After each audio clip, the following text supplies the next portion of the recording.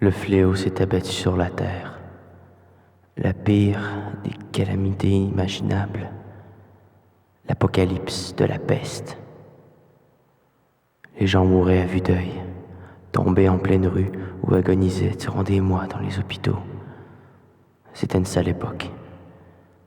Mais franchement, je crois que l'humanité le méritait largement. On vivait de façon si artificielle et précaire qu'on se croyait éternel, comme les étoiles qui brillent dans la nuit. Comme c'est beau, n'est-ce pas?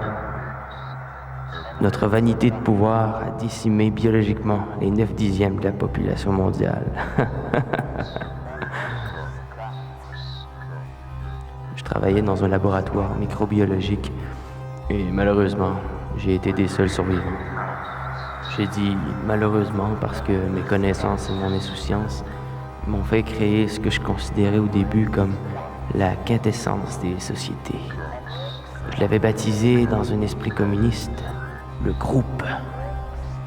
J'ai tout d'abord travaillé sur un traitement complexe pour éviter que les futurs membres de ma société parfaite ne se corrompent comme au XXe siècle, qu'ils restent dociles, purs et beaux à jamais.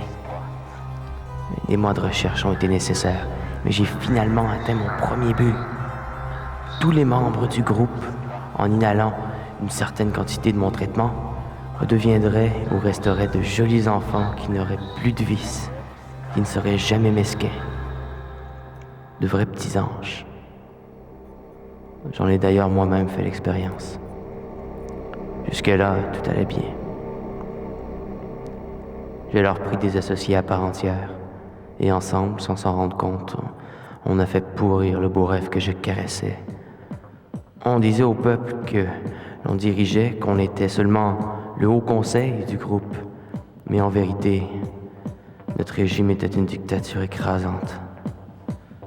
Pour empêcher toute révolte, on a dressé une armée en servant de cadavres datant de l'époque de la peste, sur lesquels on a greffé des processeurs émetteurs.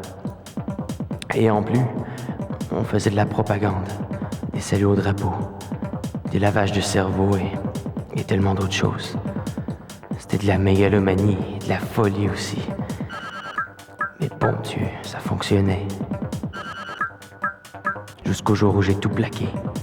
Les traitements, le contrôle de la pensée, le haut conseil. Tout. J'ai couru sans arrêt loin d'eux, vers n'importe où, en me répétant sans cesse: Henrik Scott n'est pas une étoile morte.